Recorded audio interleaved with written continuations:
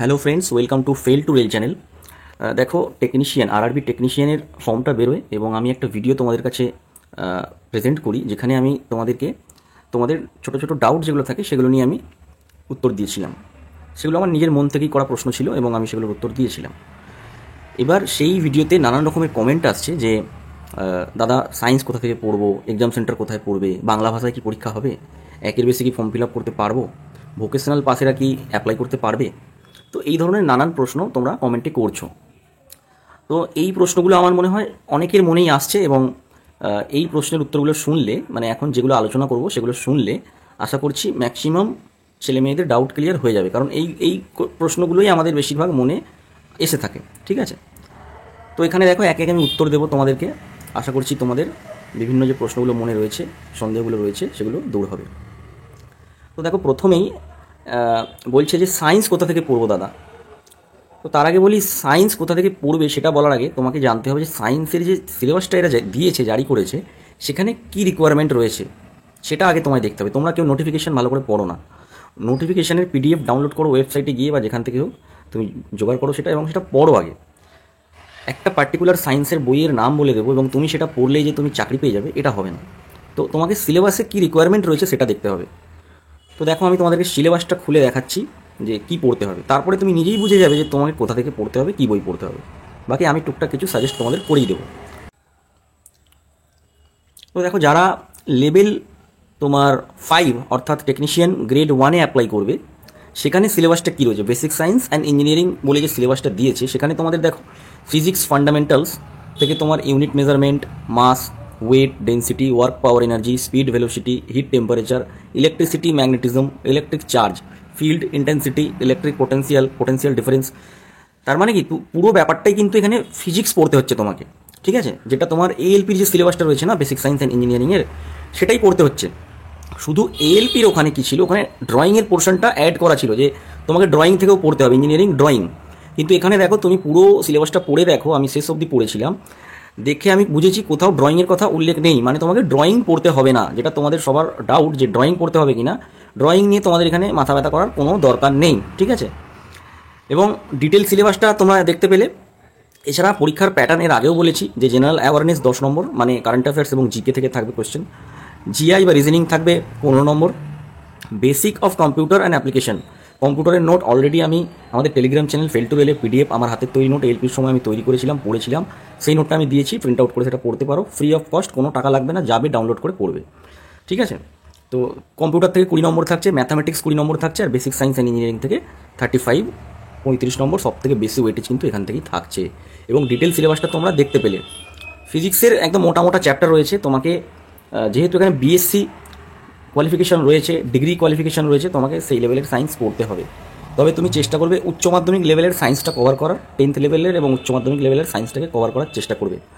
তোমার যদি টেক্সট বই থাকে বাড়িতে, উচ্চ মাধ্যমিকের ফিজিক্সের বই, সেখান থেকে তুমি চ্যাপ্টারগুলো খুঁজে খুঁজে দাগ দাও এই সিলেবাসটা ধরে, এবং সেই অনুযায়ী তুমি একটা করে সিলেবাস মানে চ্যাপ্টার কভার করো, এবং যে হ্যাঁ আমার এই চ্যাপ্টার শেষ, এবার এই রিলেটেড এমসিকিউ আমি ইউটিউব থেকে হোক বা টেক্সট বুক থেকে হোক, যেখান থেকে হোক আমি সলভ করবো। আগে আমি কনসেপ্টটা নিয়ে নিলাম যে হ্যাঁ, বেসিক ইলেকট্রিসিটি যেটা দিয়েছে তোমার ফিজিক্সের 12-এ দেখবে বেসিক ইলেকট্রিসিটি রয়েছে, তড়িৎ প্রবাহ। সেই চ্যাপ্টারটা খুলে তুমি পুরো থিওরিটা আগে পড়লে, কনসেপ্ট ক্লিয়ার করে নিলে, সমস্যা থাকলে ইউটিউব দেখলে, তারপরে তুমি এমসিকিউ যেখান থেকে খুশি ঘাঁটলে। তার সাথে আমি সায়েন্সের জন্য যেটা বারবার সাজেস্ট করি, যে ইউথ কম্পিটিশন টাইমসের RRB science previous year question paper একটা বই পাওয়া যায়।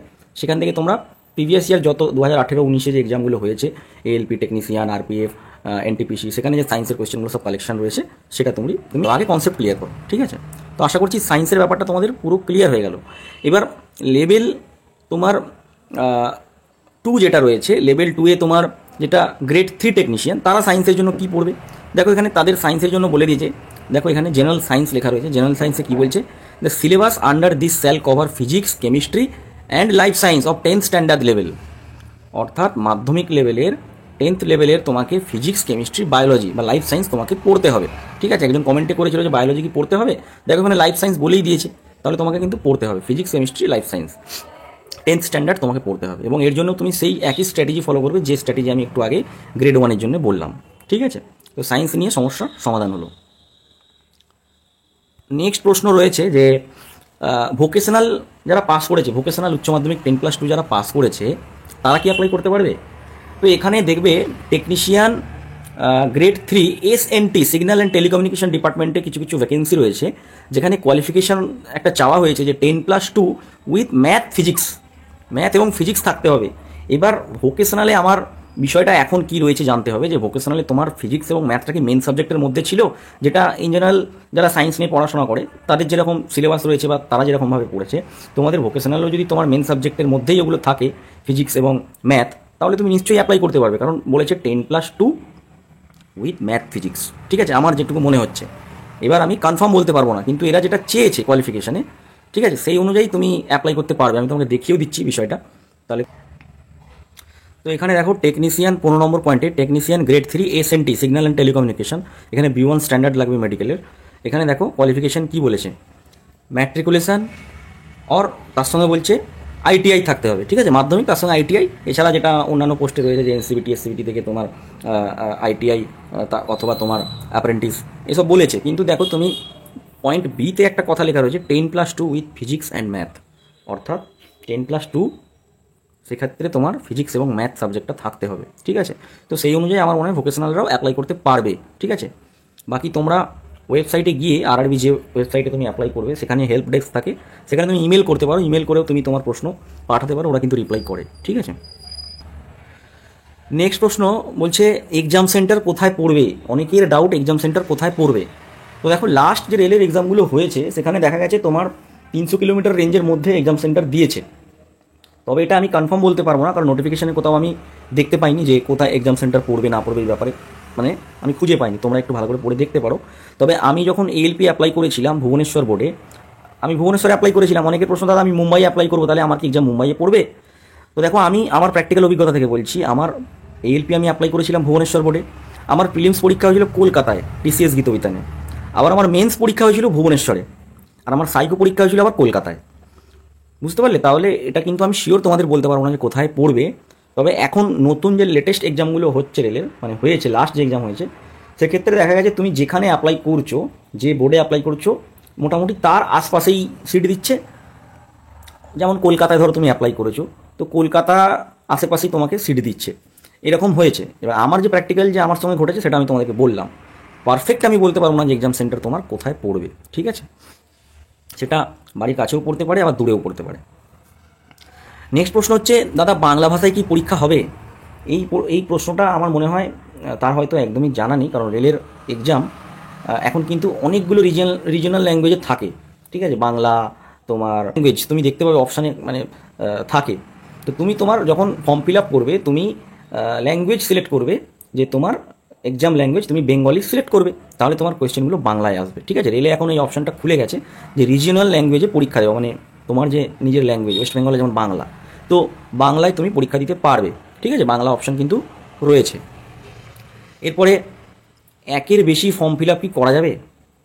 দেখো একের বেশি ফর্ম ফিল আপ তুমি করতে পারবে না, মানে তুমি মনে করলে কলকাতা বোর্ডেও করলাম আবার তুমি মুম্বাই বোর্ডেও করবে, এটা হবে না, এটা সম্ভবই নয়। ঠিক আছে, তুমি একের বেশি প্রেফারেন্স দিতে পারো। কলকাতা বোর্ডের আন্ডারে ইস্টার্ন রেলওয়ে দিলে যে আমি ইস্টার্নকে 1 নম্বর, সাউথ ইস্টার্নকে 2 নম্বরে রাখলাম, এবং একই বোর্ডের আন্ডারে যতগুলো জোন রয়েছে সেই তুমি জোনগুলোকে প্রেফারেন্স হিসেবে রাখতে পারো। কিন্তু একের বেশি বোর্ডে তুমি অ্যাপ্লাই করতে পারো না, পারবে না, এটা নেই, অপশানেই নেই, তুমি পারবে না। ঠিক আছে, এরপরে এছাড়া আরও একটা প্রশ্ন যে আমি টেকনিশিয়ান গ্রেড 1 এবং টেকনিশিয়ান গ্রেড 3 দুটোতেই কি অ্যাপ্লাই করতে পারবো?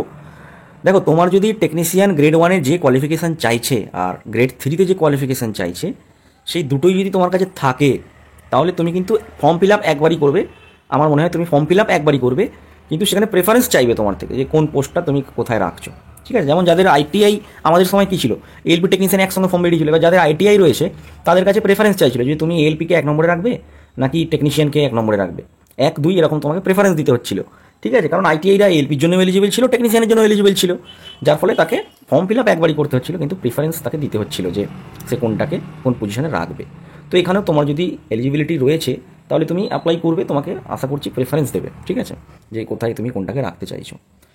তো এই প্রশ্নগুলো আলোচনা করলাম, আরও কিছু প্রশ্ন তোমাদের মনে জাগবে আমি জানি, তোমরা কমেন্ট করবে, আমি চেষ্টা করবো সেগুলো কমেন্টের মাধ্যমেই রিপ্লাই দিয়ে দেওয়ার। ঠিক আছে, তো চলো আজকে এ পর্যন্তই থাক।